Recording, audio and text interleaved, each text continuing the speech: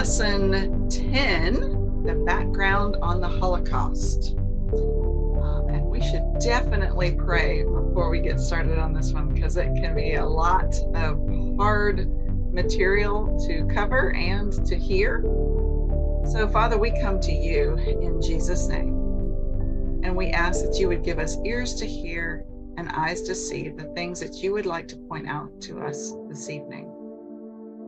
Lord, show us even in our own hearts places that are dark, that we have not allowed you to shine a light, and that you would not let us get away with anything. Lord, we ask that you would show mercy and that you would show grace. And we thank you for this time where we can study the past so that we don't make these same mistakes in the future. In Jesus' name. Amen. So, the Holocaust, where did it begin? Why? How did it begin? How did it play out? How did it end? And the rise of Darwinism and Nazism that leads to the Holocaust. So we're going to give the whole gamut of how I think that this could have ever happened in the earth. And most of what we will cover, we credit where credit is due, and Jamie Cowen had a lot to do with all of this. And he taught a 26-hour course on Jewish history that was absolutely fascinating. So, underlying philosophy that leads to the Holocaust. We always ask, how could evil so deep and systematic as the Holocaust have occurred, especially to the most educated nation on the earth? We saw when we looked at the Middle Ages how the church views the Jews as being inhuman. The passion plays, the blood libels, the torture.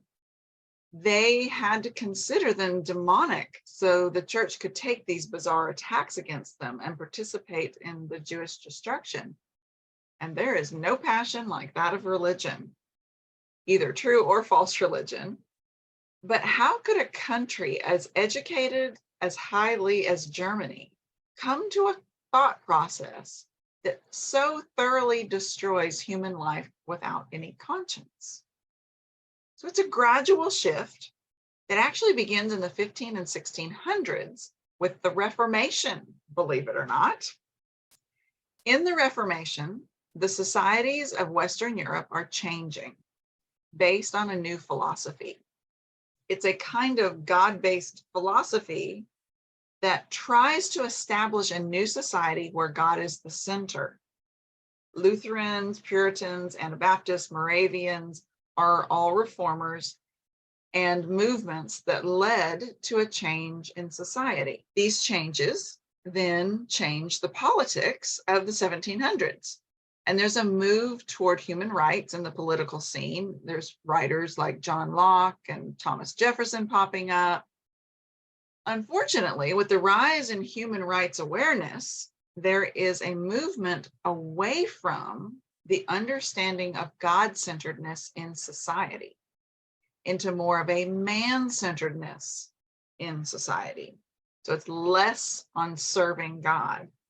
And they got caught up and began worshiping this new idea rather than the one who had revealed that this change needed to happen. By the 1800s, there's this whole new crop of philosophers that had spilled into society, and they spouted about humanity, separated and apart from God. It's these guys, Rousseau, Hume, Hobbes, Hegel.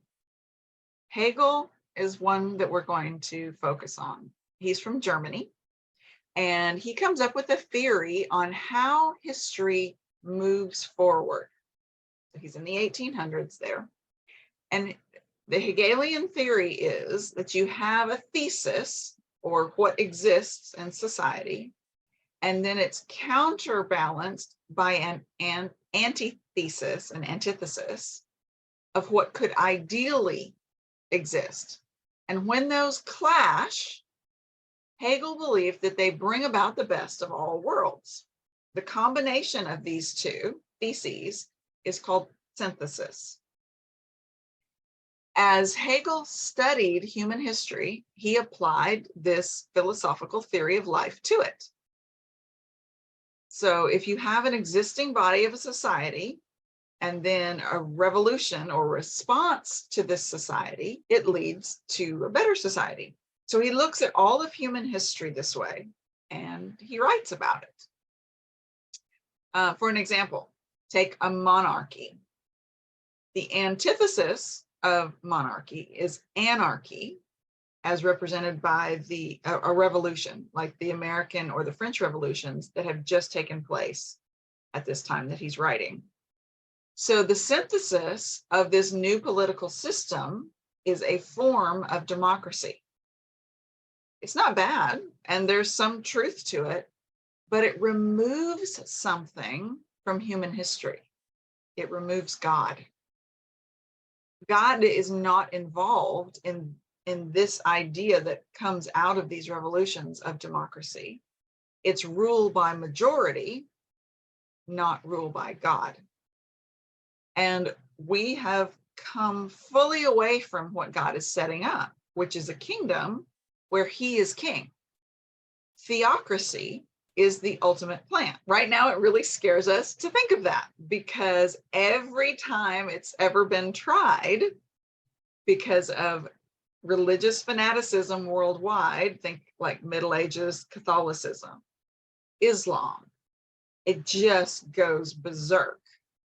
But the last time it's actually going to work, because Yeshua will reign from Jerusalem, where we will crown him king, and the nations will come each year at the Feast of Tabernacles and at other times to worship him there for 1,000 years. But we're not there yet. In the early to mid 1800s, an economist picked up this idea of Hegel, the thesis, antithesis, and synthesis, and he forms this new kind of economics. His name is Karl Marx. And there's a big change in economies happening all over Europe. So you've got the Industrial Revolution. It starts as an agricultural society. Then you've got the Industrial Revolution that comes in as the antithesis. And the synthesis that comes out of that is capitalism. But it doesn't stop there, because Karl Marx saw gross inequities in capitalism. And there are in just a pure capitalism. And this new pure capitalism, what was normal when he was born. So he sees that as the first thing, the thesis in what he's looking at. And so he wanted to see a change in those inequities. So if Marx sees capitalism as the thesis, his antithesis is the rise of the industrial workers. This is another revolution, which will then overthrow the unregulated capitalism, and it leads to socialism. And the great promise of socialism is equality. Everybody's happy, except that's never where it ends. In this same time, another person comes along and takes Hegelian theory and applies it to biology. Who is that? Darwin. He calls his theory evolution. And that's all it is a theory. Darwin's thesis is you have a species and something happens to that species, the antithesis, like radical climate change or a stronger predator. And when they come together, it leads to an evolution and a new and better species, or survival of the fittest. But the problem with Marx is that socialism is a wonderful concept, everybody being equal. It sounds so good and noble. Everybody paying their fair share, healthcare for everyone, no one goes hungry. But it only works in concept form. Everyone learns that it doesn't matter if they don't give their best, and quickly they do not fully participate. In socialism, it's actually undermining God's principle: if you don't work, you don't eat. And in the way that I've seen it, it even steals people's desire and ability to give to others. So that thought process is, if the government will take my money and give it to other people, then I don't need to do it. I don't need to see it. I don't need to participate in giving to the poor. Socialism tears down the human spirit of ingenuity, independence, and hard work, personal responsibility and decision-making and accountability to your fellow man and to God. But the real problem with Marx is that he doesn't figure God into socialism. He's an atheist. And he says religion is the opiate of the people. Therefore, in Marx's idea, socialism removes God from economics. This Hegelian theory removes God from history, from economics, and with Darwin's help, removes God from creation. So no longer is human life a reflection of God. Human life is simply an evolved form. Well, that just changes everything from the way God set it up. And all of these changes are occurring in the 1800s. And in the intellectual world, they are absolutely captivated by this new thinking.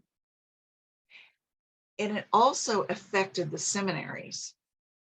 Now, German seminaries were the best in the world at this point. The greatest intellectuals and scholars all went to Germany to study. And these same concepts of Hegel led to an examination of the Bible.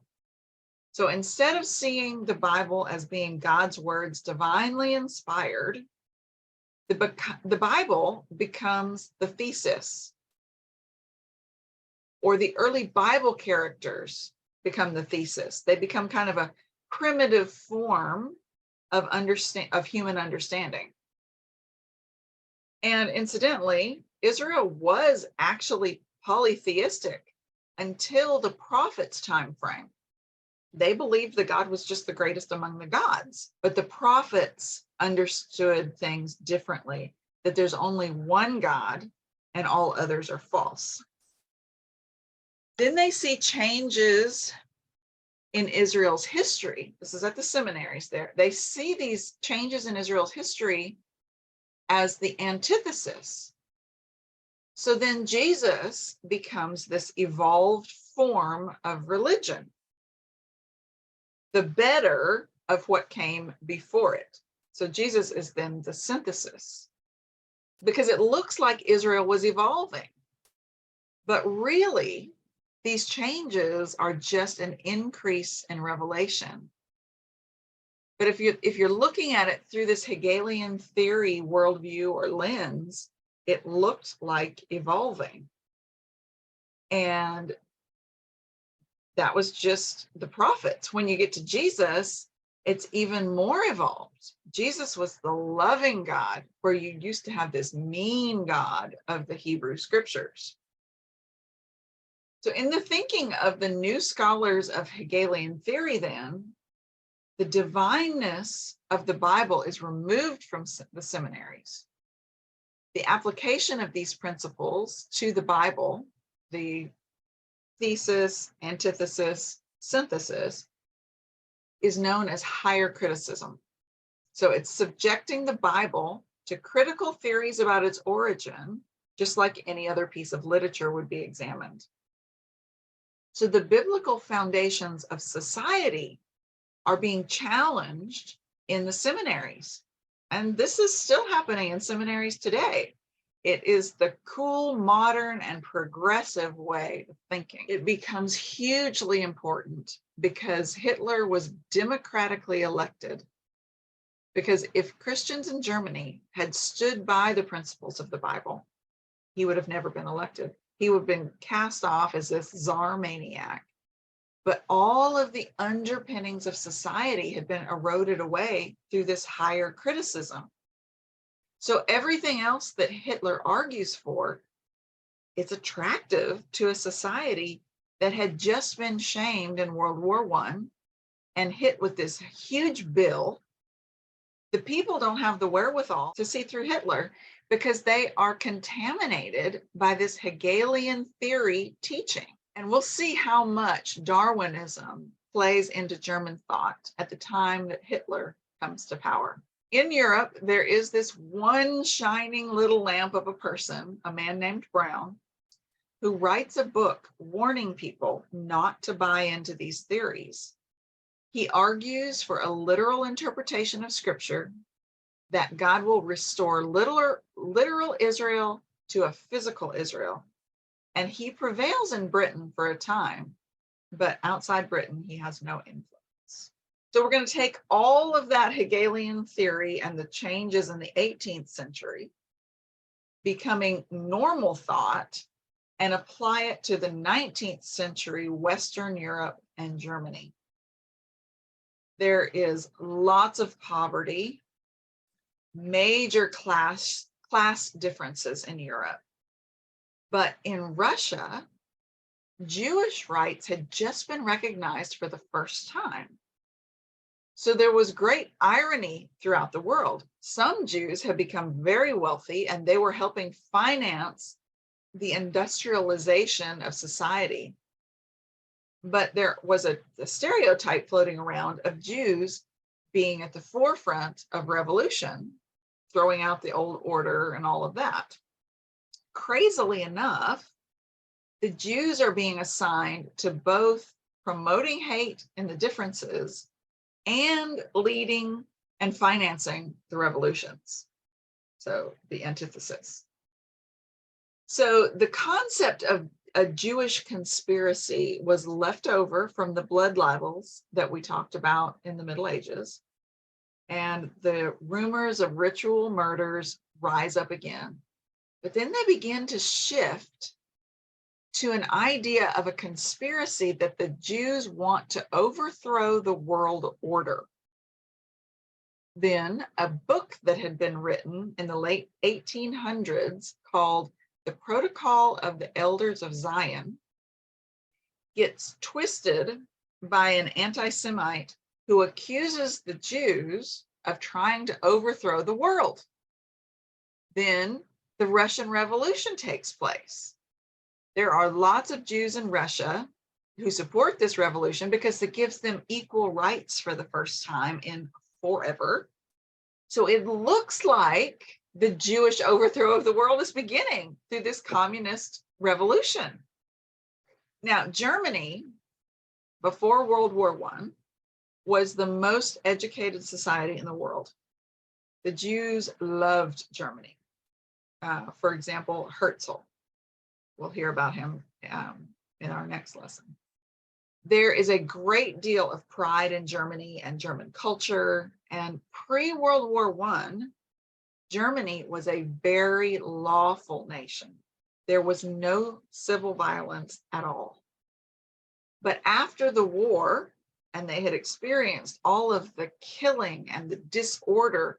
It was such a shock to the system that the moral and civil order of Germany completely broke down, and it became a lawless state. Latent anti-Semitism comes bubbling to the surface, and two important writings that influenced the German people, and especially Hitler, are first Baron Gobineau.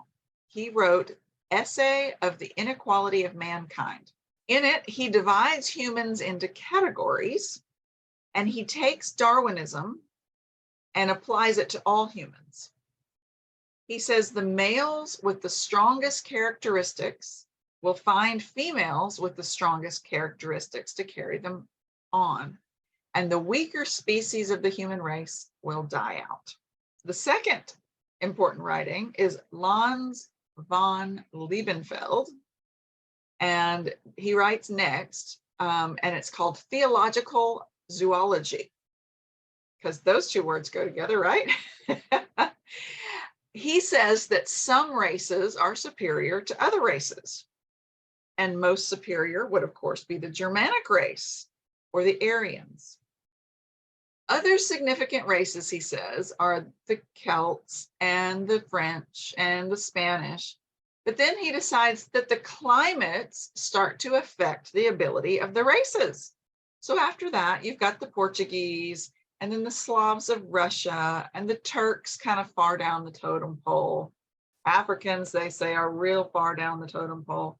And then lastly, of course, are the Jews, the most inferior race of all. So Hitler is living in Vienna at the time these two guys are writing. So, and we can see how logical it is for him to believe the way that he did when we study how Darwinism is applied to the human race through these two writers. And their books were bestsellers. One of the philosophers that heavily influenced Darwin was Thomas Malthus. So he wrote early 19th century a book called The Principles of Population. He was an Anglican preacher and said, quote, "Poverty exists in the world to cause starvation, to cause people to do hard work, and therefore virtuous behavior." In other words, poverty and starvation are a God-given tool to make people better. He says that the population will eventually outrun resources, and the result will be famine and starvation.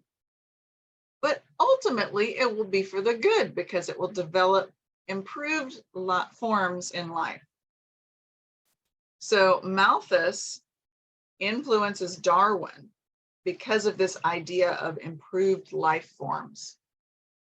So just to state the record correctly, the only improved life for humans is a life surrendered to the God of Abraham, Isaac, and Jacob, and his son Jesus.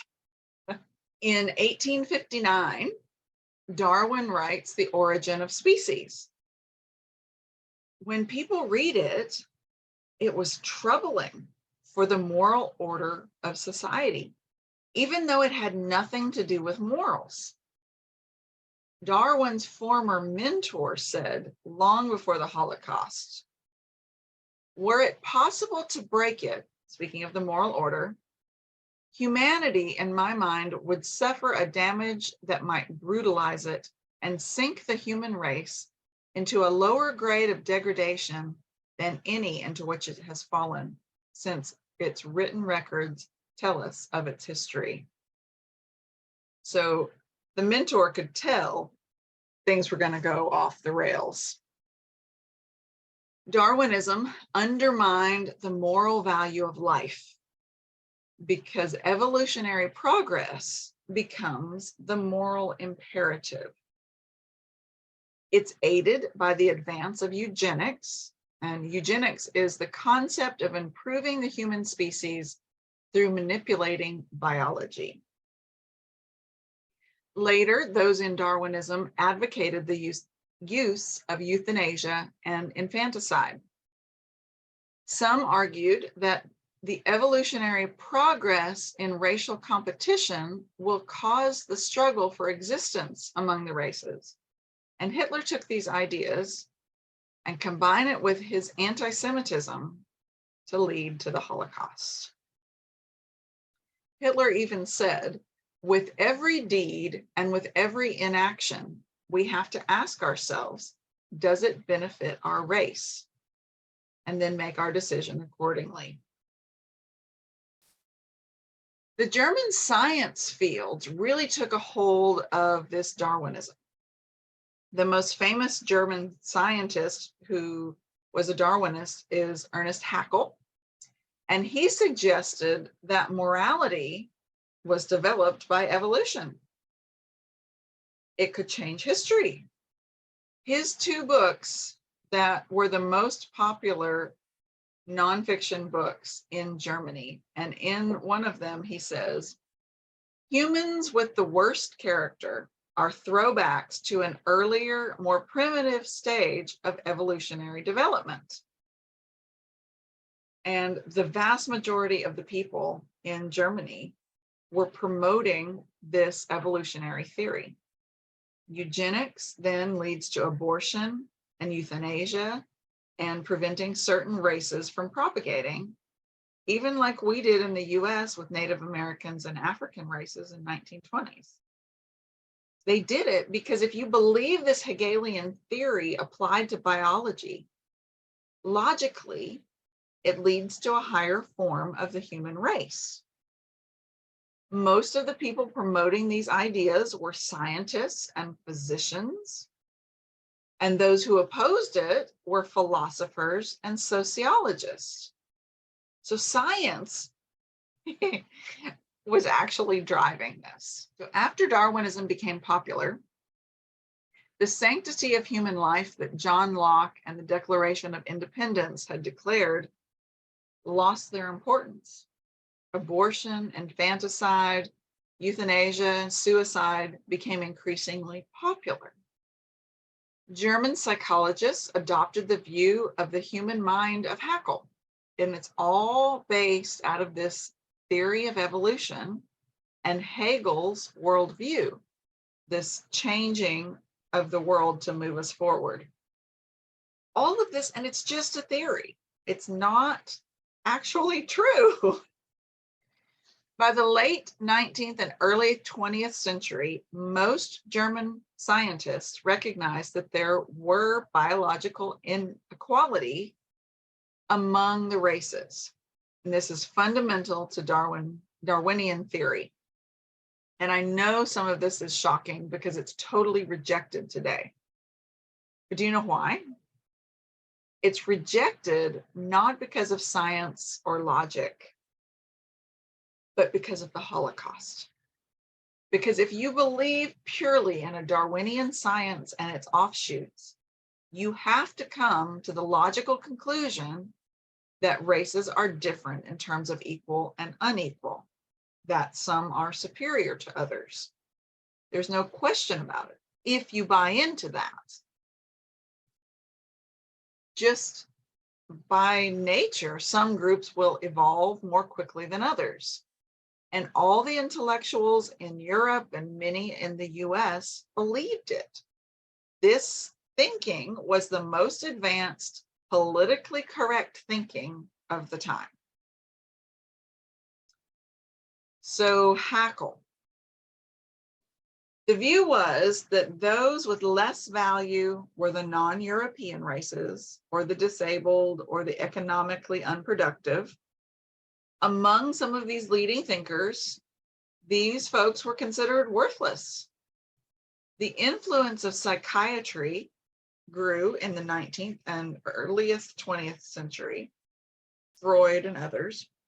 Two leading psychiatry professors of the time, writing together, said, there is a need to segregate the inferior so they cannot reproduce. They warned people against a false compassion for the inferior, since, quote, our healthy offspring have the right to be protected from decay through those who are genetically less than, end quote. One of their books says that the difference between the lowest humans and the highest apes are smaller than the differences between the lowest and highest humans. In 1868, they actually list 10 different species of humans and ranked them. By the end of the 19th century, racial distinctions had moved from just noting the differences between Europeans and non-Europeans to the supremacy of the German race, even to other European races, while constantly denigrating the Jews. Haeckel wrote The Natural Order of Creation book, and in it he becomes an advocate for killing the weak and the sick. Again, this is the logical consequence of Darwinism. These people are burdens to society and should be eliminated, he says. Darwinism made the death of the inferior seem inevitable and even efficient. And so it became a moral good to kill the lower forms of life. The key to progress, which we remember that Hegelian theory is this progress of the world. So the key to the progress was annihilating of the lower races, leaving more resources for the Aryans. So annihilating the lower races of Nambia. In 1904, there was a German colony in Nambia, like they had come in to colonize. And the Herero tribe fought back and rose up against the Germans. The general who was overseeing the colony was a Darwinist, and he wiped out 65,000 of the Hereros, 80% of the population, because he sees this as a racial war. And scholars today have tried to say that this revolution of race has nothing to do with the Nazis. However, the father of Hermann Göring was the German colonial governor of Nambia that we just talked about. He even has a street named after him. So we may conclude it a little bit different than the scholars. Darwin's later gruesome writing, The Descent of Man, says, at some future period, civilized races of man will almost certainly exterminate and replace throughout the world the savage races. Haeckel uses the destruction of the American Indians and the Australian Aborigines as an example of good. In his thinking, it was the natural order of the races. So take all of this craziness of this progressive thinking that was prevalent, I mean, it was in the newspapers, every place, and apply it to a young Adolf Hitler. To Hitler, this race bias was not immoral. He genuinely believed the world order would be a better place without the inferior members of society. The Darwinian struggle for racial existence becomes now in the world the sole arbiter of morality. The highest good is when you cooperate with the evolutionary process, he thinks. So the strategy for dealing with inferior races now is two-pronged. You've got eugenics, so you're manipulating biology to create a higher form of humanity, and also improving the Aryan race and its struggle by warfare outside of Germany. Therefore, the foundational idea of Hitler's Third Reich is that they're conquering the world for the betterment of the world. The Jews, according to Hitler, are immoral, greedy, deceitful, and the greatest threat to humanity. He read many books on the racial struggle and combined those ideas with a strong anti-Semitism that was already present in him. And the Jews are being defined by race now, and it helps him to wipe them out because it's no longer a religious categorizing. So then we come to the end of World War I. Germany had been the leader in education, sciences, arts, chemical industry, pharmacy, transportation, invention of appliances. They were the most advanced society. And the Jews were very much a part of that society and contributing to it. And the change occurred in World War I. It became a catastrophe for Europe. There were staggering losses of men and property. The Allies couldn't break through the Axis lines until Weizmann and his acetone discovery that we'll talk about next time. Revolutions around the world, in Russia especially, the Kaiser and Italy's monarchy collapses, the Austro-Hungary collapses, all new countries all over Eastern Europe and in the Middle East because of the defeat of the Ottoman Empire in World War I. So that becomes the most world-changing war in history. Even today, all of the Middle East stuff going on now is actually leftovers from World War I because of the way that the world was carved up with the boundary lines. So after World War I, the Germans are shocked. They're looking for an explanation. How could this most advanced society on the planet suffer such a humiliating defeat? And then the Treaty of Versailles comes in and makes it even worse by imposing guilt on the Germans. They were responsible for the war. The army was then stabbed in the back by the civilian politicians who were liberals, communists, and Jews. The army leaders had questions on the advisability of going into the war. And it was the Jew again who had destroyed them and undermined morale. Fear and uncertainty followed the war, and it was a breeding ground for anti-Semitism in the 1920s. It actually becomes popular to hate the Jews. The reparations and giving away of land enforced by the treaty is what becomes seed for future conflicts. So in comes a new German government. From 1919 to 1933, Germany had a new government, a representative government and a constitutional government modeled after the US government. A parliament called the Reichstag, and most people opposed the government because they identified this new form of government with the humiliation of the war. And then there is this staggering financial crisis. Reparations and the costs of the war combined. In November 1921, the exchange rate between the German mark and the US dollar was 8-1. In 1922, the next year, it was 8 billion marks to $1. The mark was worthless. Savings and fixed incomes completely collapsed. The world powers did try to revalue and kind of prop up the German mark, but it never came back up to what it had been in this era.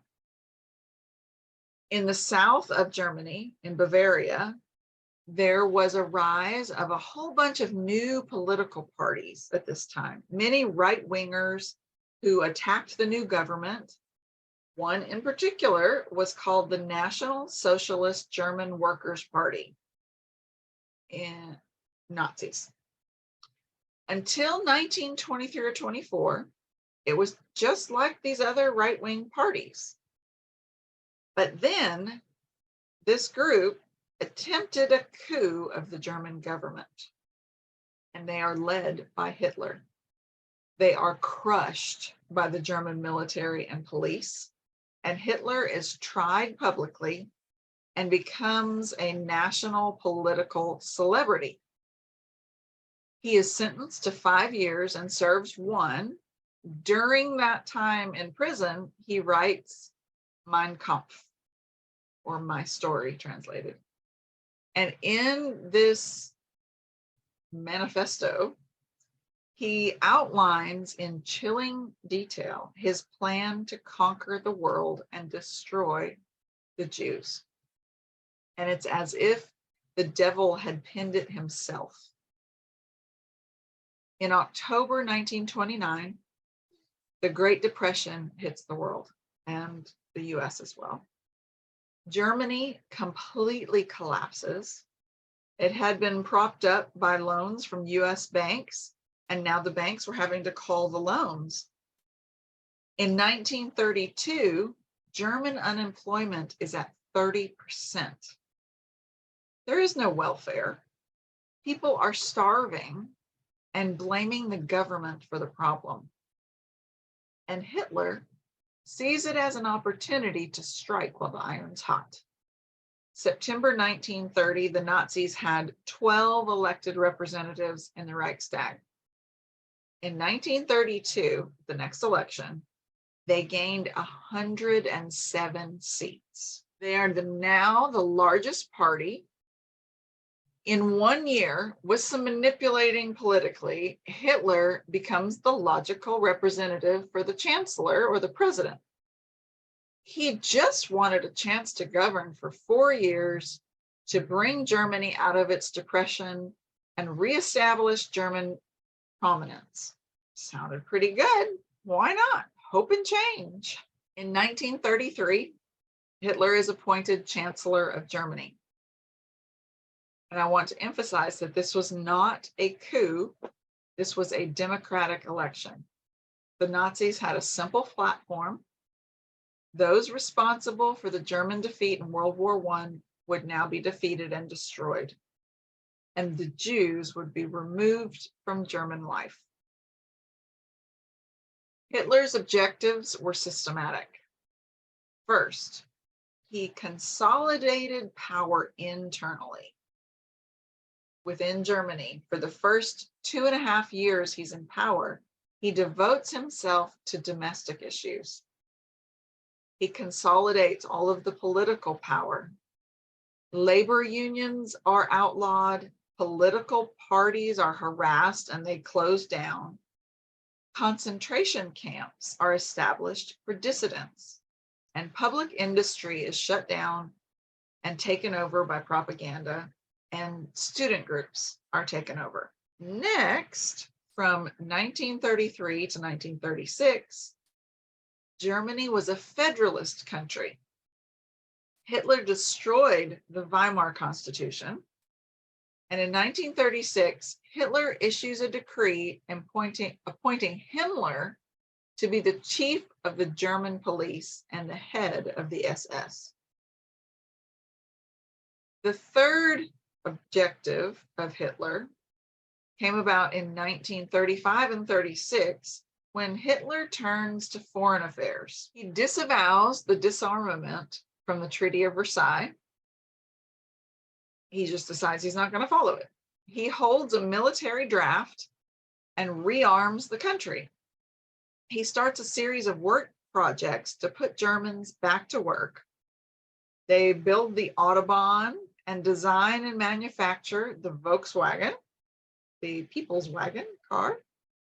He's putting Germans back to work, and he looks like he's fulfilling promises. There's no more depression. In 1936, in March, Hitler sends troops into the Rhineland in violation of the treaty, and no one stops him. He just goes in and claims it's still German territory, and he takes it. By November of 1937, Hitler has discovered that his foreign enemies would not stand up to him. In March of 1938, Hitler marches into Austria, claiming the same thing he had claimed in the Rhineland. It's just my property. there was no fighting because Hitler had sent people ahead to get together and form a government of German-speaking Austrians. Nobody in the world reacts, so he just moves in. Next comes Czechoslovakia.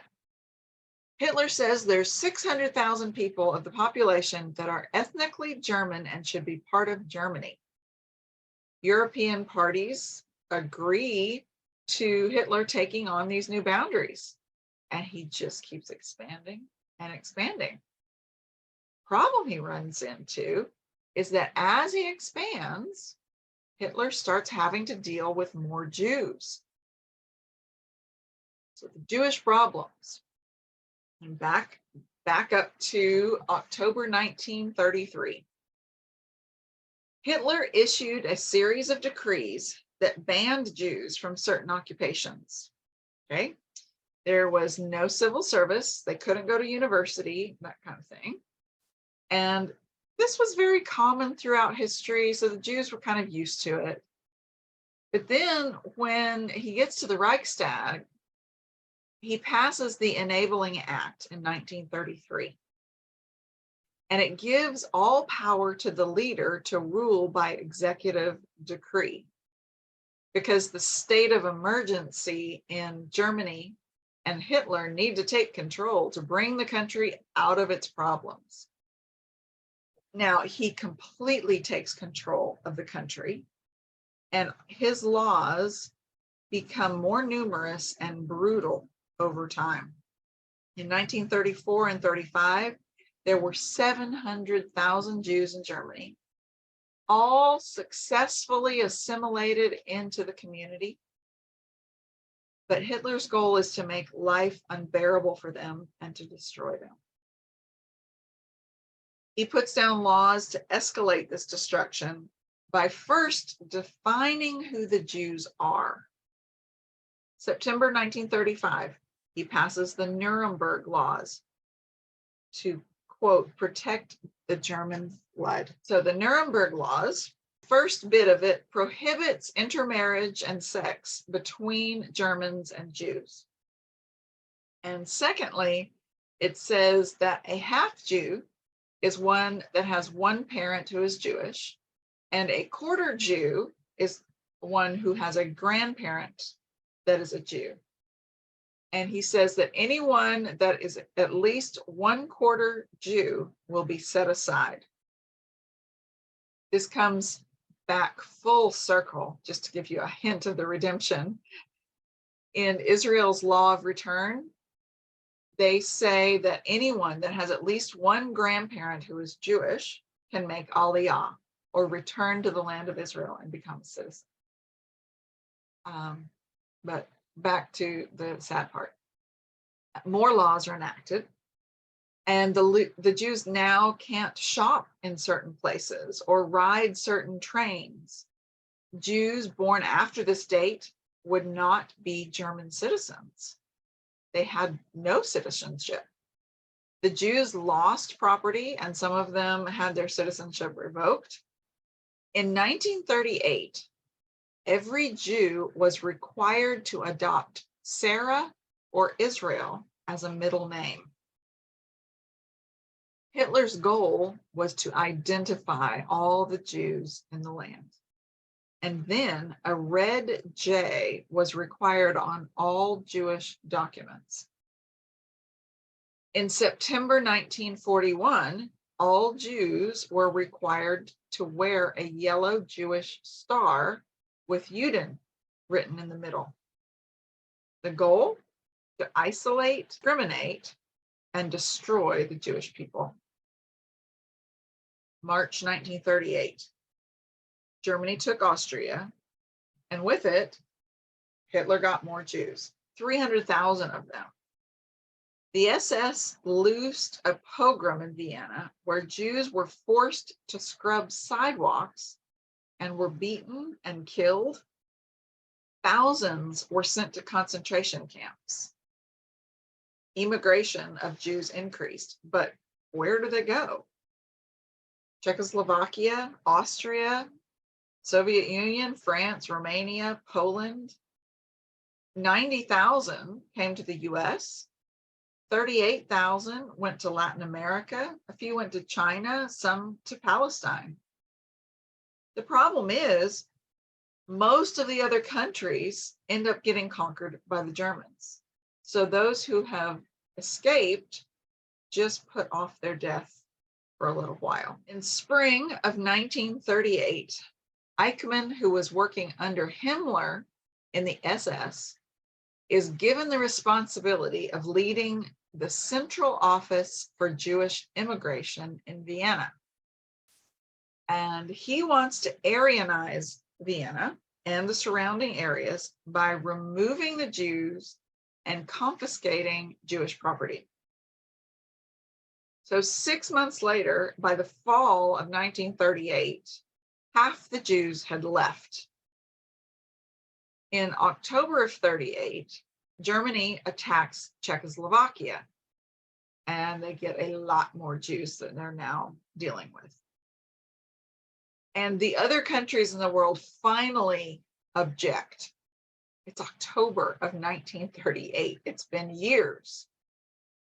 And Chamberlain of England makes a deal and allows Hitler to have Czechoslovakia as long as he doesn't expand the German borders any further.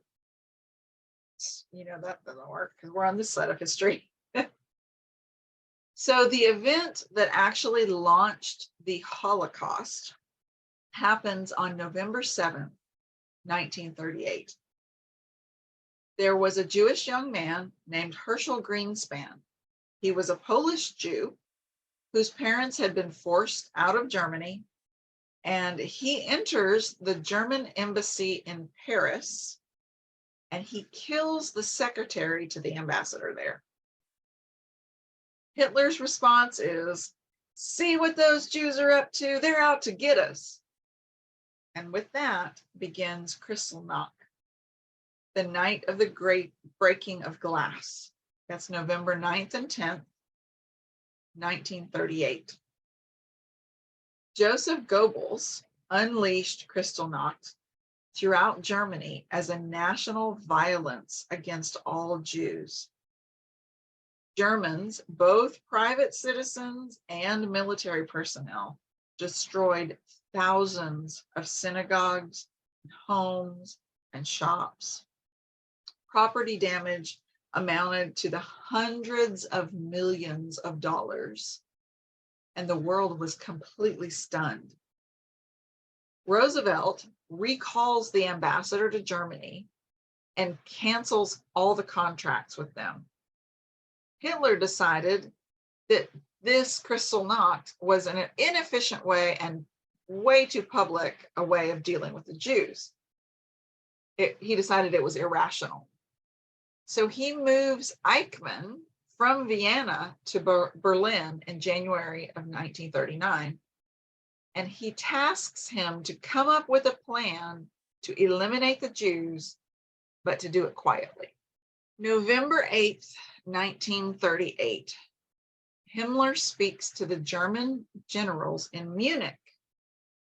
A new war is coming, unlike any war. It's the Germans against world Jewry, and one will win.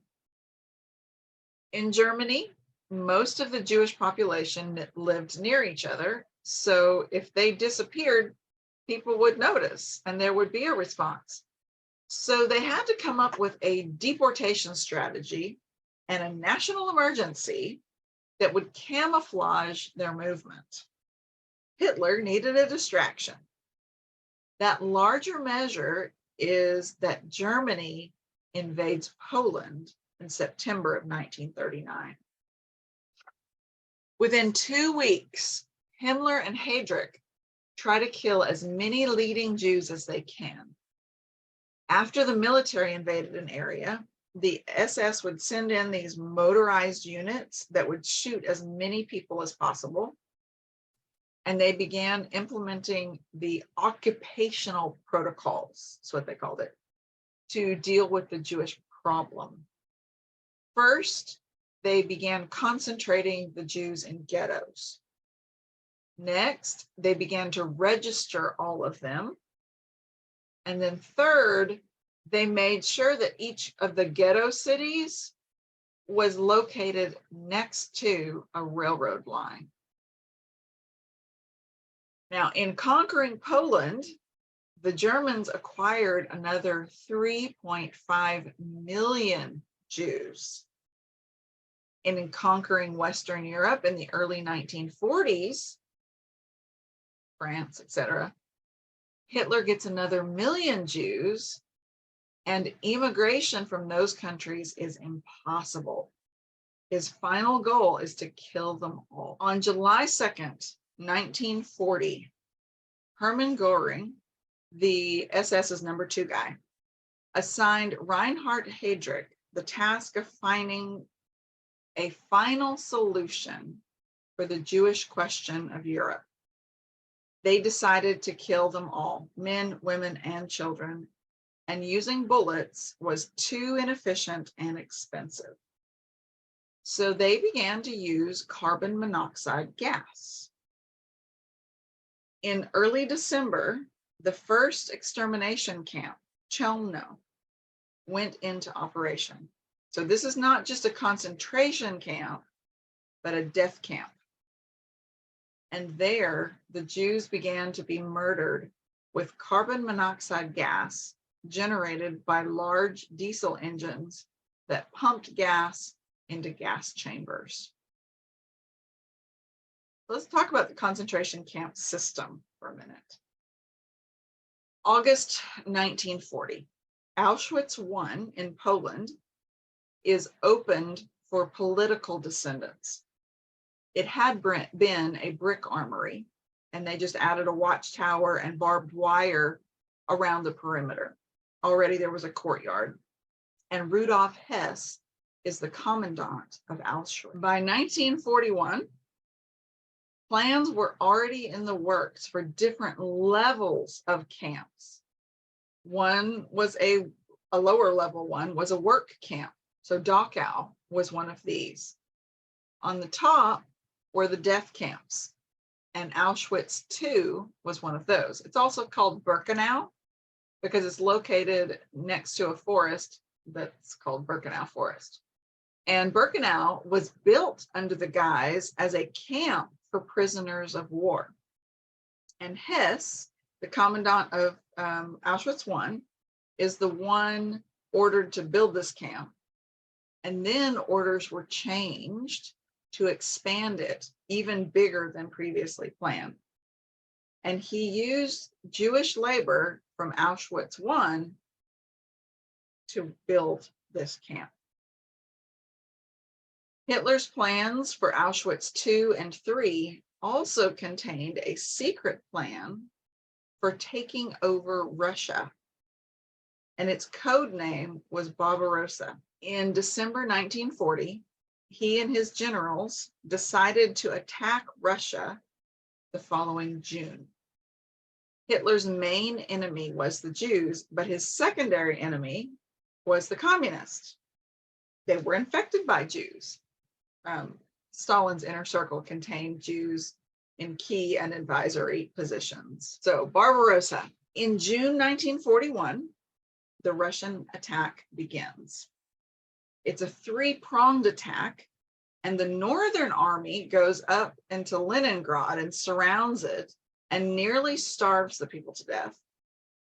Then a second group that reaches nearly to the edge of Moscow, they attack Moscow for about a year. And then the southern route, which was eventually blocked at Stalingrad. So as Hitler attacked, they rolled across Poland, which had been held by Russia, and they rolled across Belarus with huge Jewish populations. And as the military advanced, the SS would follow with that mobile killing unit that I described.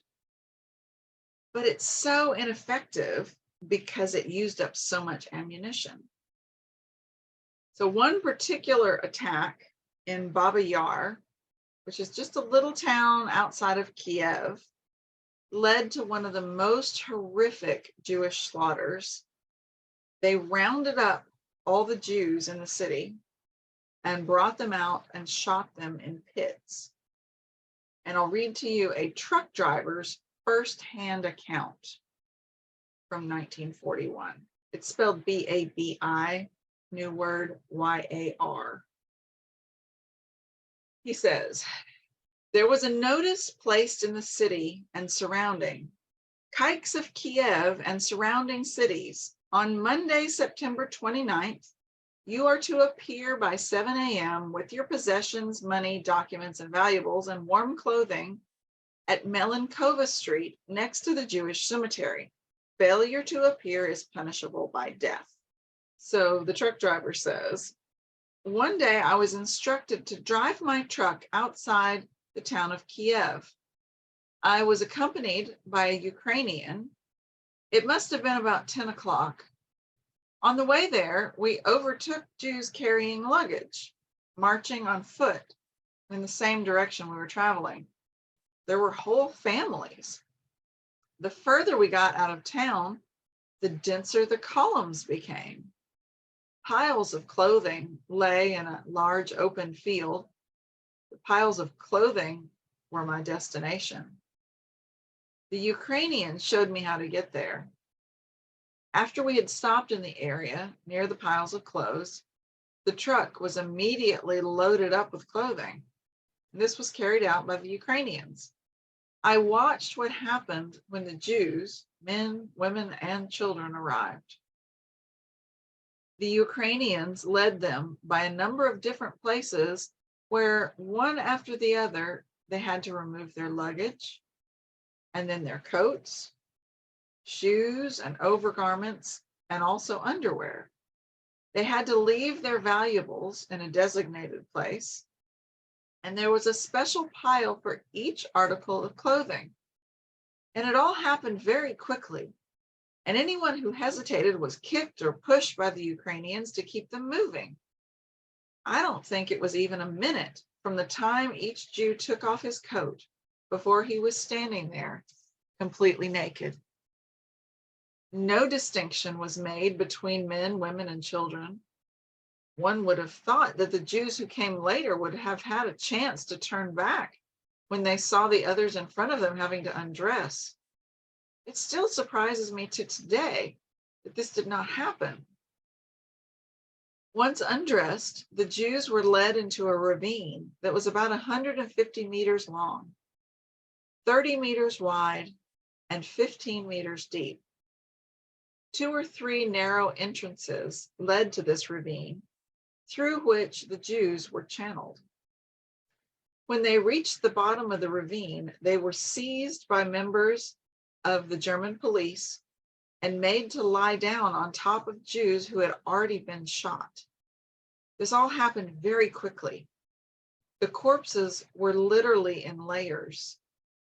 A police marksman came along and shot each Jew in the neck with a submachine gun at the spot where he was lying. When the Jews reached the ravine, they were so shocked by the horrifying scene that they completely lost their will. It may have been that the Jews themselves lay down in rows to wait to be shot. There were only 2 marksmen carrying out the executions. One was working at one end of the ravine and one at the other end. I saw these marksmen stand on the layers of corpses and shoot one after another. The moment one Jew had been killed, the marksman would walk across the bodies of the executed Jews to the next Jew, who had meanwhile laid down, and shoot him. It went on this way uninterrupted, with no distinction between men and women and children. The children were kept with their mothers and shot with them. I only saw this scene briefly, but when I got to the bottom of the ravine, I was so shocked by the terrible sight that I could not bear to look for long. In the hollow, I saw that there were already 3 rows of bodies lined up over a distance of about 60 meters. How many layers of bodies there were on top of each other, I could not see. I was also astonished and dazed by the sight of the twitching, blood-smeared bodies that I could not properly register the details. In addition to the two marksmen, there was a packer at each end to the ravine. These packers were police by whose job it was to lay the victims on top of the other corpses so that the marksman, all he had to do as he passed was fire a shot. When the victims came along the path to the ravine, and at the last moment they saw the terrible scene, they cried out in terror. The very next moment, they were already being knocked over by the packers and made to lie down with the others. The next group of people could not see this terrible scene because it took place around a corner. Most people put up a fight when they had to undress, and there was a lot of screaming and shouting. Ukrainians did not take any notice. They just drove them down as quickly as possible into the ravine entrances. From the undressing area, you could not make out the ravine. It was windy and cold, and the shots could not be heard in the undressing area. This is why I think the Jews did not understand in time what lay ahead of them. I still wonder today why the Jews did not try to do something about it. Masses kept on coming from the city to this place, still under the impression they were being resettled. That's a hard story to hear. 33,000 people, all Jews, perished in 2 days in that ravine. Increased efficiency. From June 41 to August 42, these mobile killing units killed about 500,000 Jews from the Baltic Sea to the Black Sea. But it was too messy, too inefficient, and took too much material. So Hitler built 6 extermination camps throughout Poland, and this is where the vast majority of Jews were killed in the war. By fall of 1942, the German scientists had rediscovered a pesticide that had been outlawed because it was too dangerous. It's called Zyklon. They tweaked it a little bit and then called it Zyklon B, and they put it in these canisters. Once it was exposed to air, this chemical compound releases hydrogen cyanide, which is deadly to an entire room of people within about 20 minutes. Initially, the Jews who were murdered were buried, but it began to create sanitary problems. So they began to burn the bodies. But the volume was overwhelming. 5 railroad transports bringing 5,000 to 7,000 people every day, 5 days a week to these camps. The 2 gas chambers in Auschwitz II could handle 1,500 to 2,000 people at once, and they still were not keeping up. As the war increased in intensity, the workers for the camp also increased.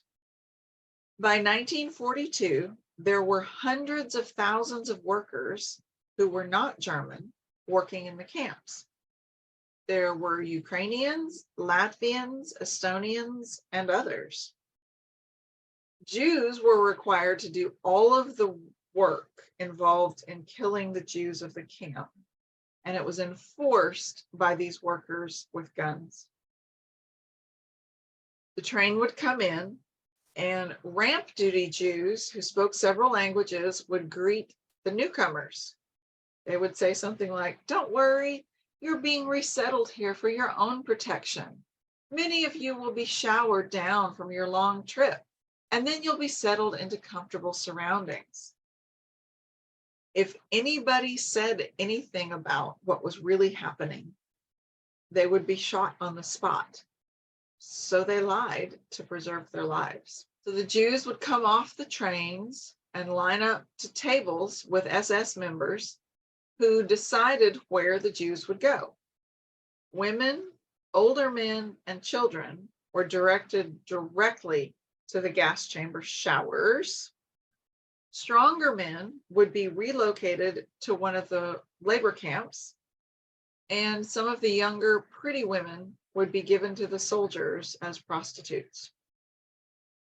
Those slated for death would be sent in and greeted by a second group of Jews known as the undressers. They would make sure that the Jews put all their clothing and valuables into compartments in an area that looked like a dressing room. And then they would direct them into the gas chamber itself.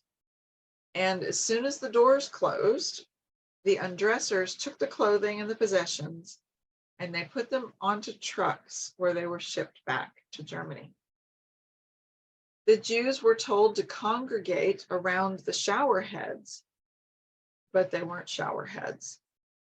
The pipes actually led to an outside opening, and the SS would take 2 canisters of the Zyklon B and drop them into the pipe. Then a third group of Jews, which were called the body removers, would enter through the back door, and they would untangle the bodies that had formed pyramids, where they climbed on top of each other, fighting for the last breathable air. They had to search for any hidden valuables. They had to remove gold teeth and then take the bodies on carts to the ovens. The fourth group of Jews were the oven worker Jews. They would every day take the bodies of their brothers, sisters, mothers, children, and place them in the ovens and burn them. Some of these workers did survive, and they were an absolute emotional and spiritual mess when they were freed. So the Soviet Union finally responds to everything that is going on. And we assume that World War II was won by Eisenhower and the West and D-Day. But the truth is that if Russia had not stepped up and kept the Nazi forces divided, we would have been overrun. So in the winter of 42-43, Russia was able to stop Hitler in Stalingrad and in Moscow and slowly push them back. Those Russian winters are a bear. They came up within a whisper of falling, though. If Russia had fallen, Germany would have been unstoppable.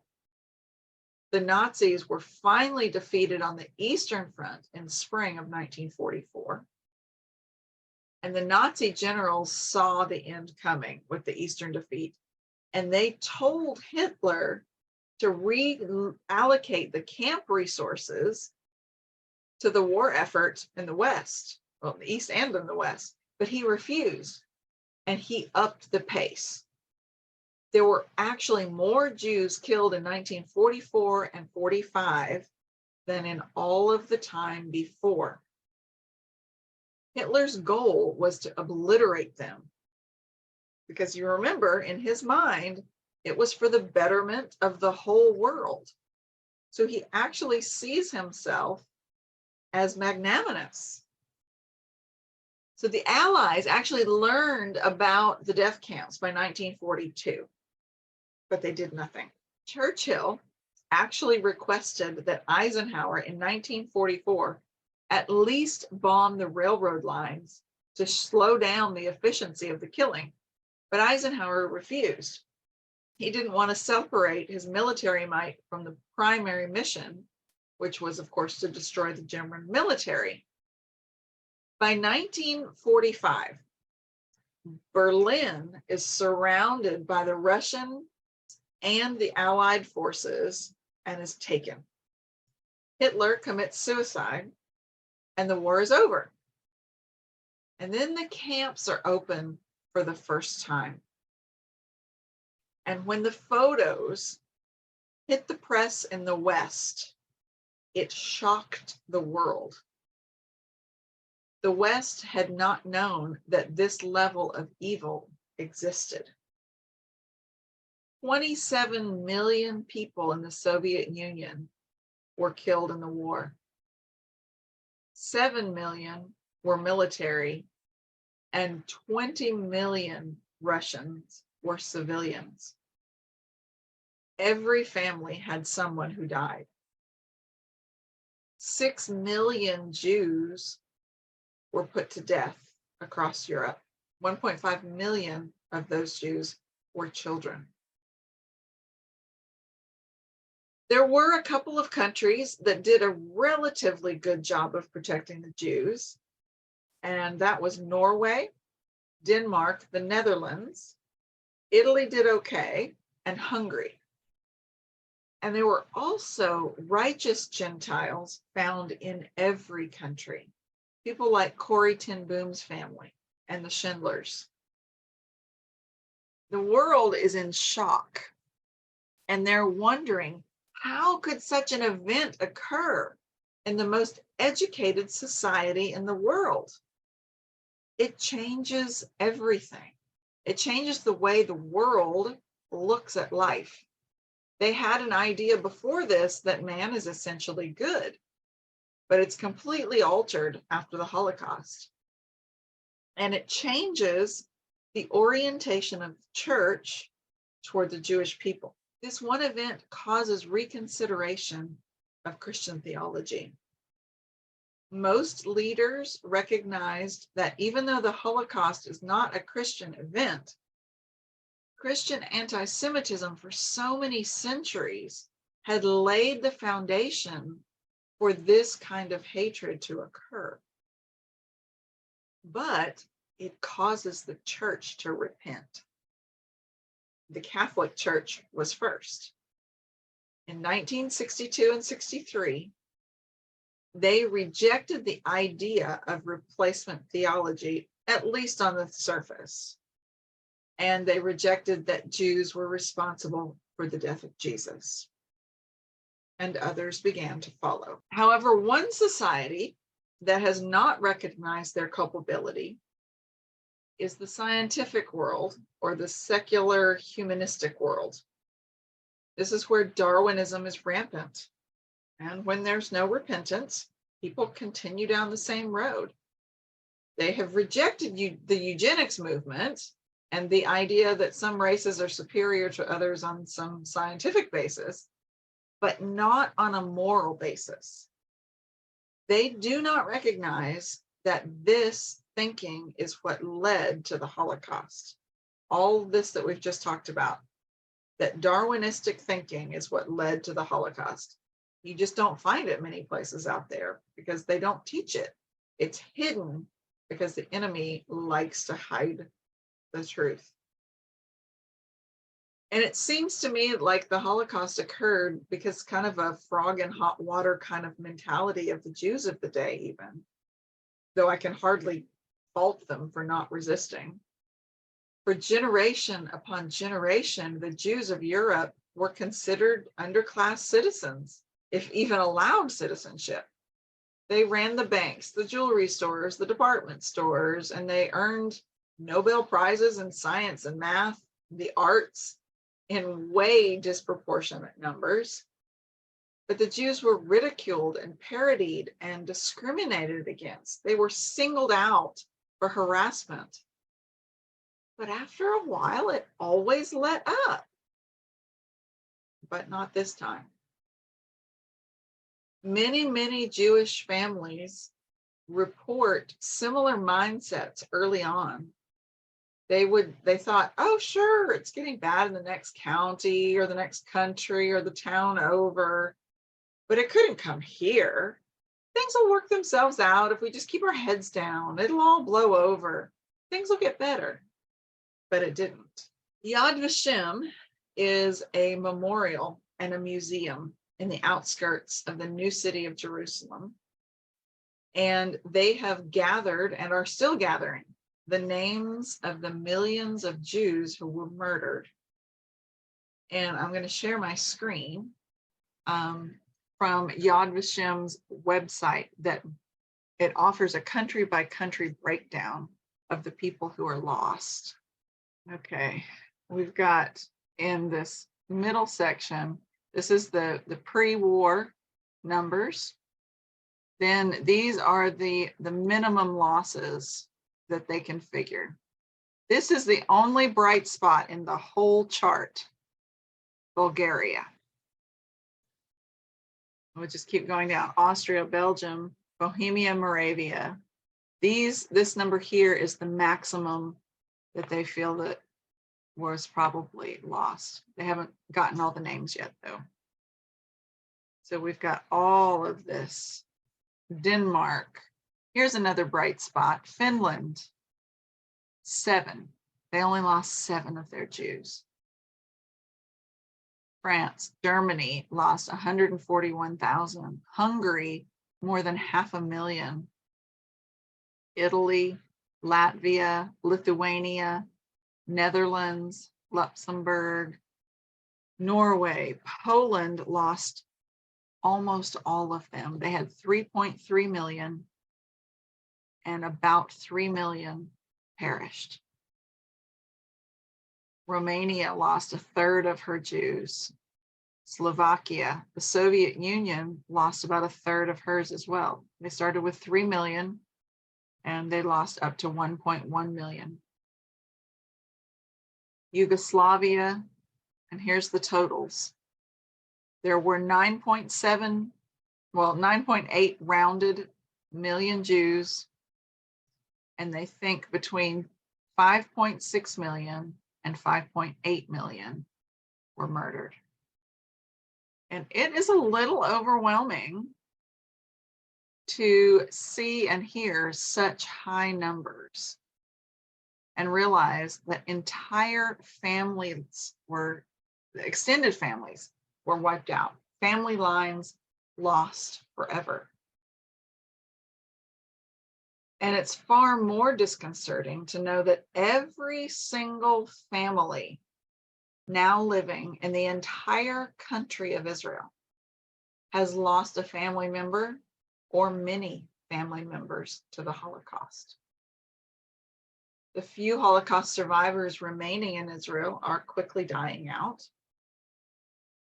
Many live below the poverty line, but all are respected. One of the favorite scenes I've ever seen in Israel, I was on a Tel Aviv city bus, just riding around, and about 2 rows up from me was this punk kid with an attitude, listening to his music, and just like, a bum. And when we stopped at one of the bus stops, there was a Holocaust survivor couple that was trying to get their grocery cart up the stairs on the bus. And this kid, I mean, he must have been 17, 18 years old. He got up from his seat, got off the bus, and carried the grocery cart up onto the bus, and then gave them his seat. And he stood because they were out of seats. That is just a typical way that you would treat a survivor of the Holocaust in Israel. The survivors that live in Israel are honored as if they are the grandmother or grandfather of everyone in the nation.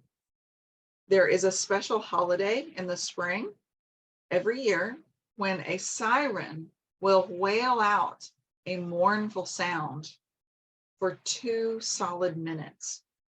And the entire country stops. People stop shopping in the squares, taxis, buses, cars on the street. Every movement stops. And they stand there and they remember. They honor the survivors, those who died, in their memories. May this kind of human history never find its way into our history books again.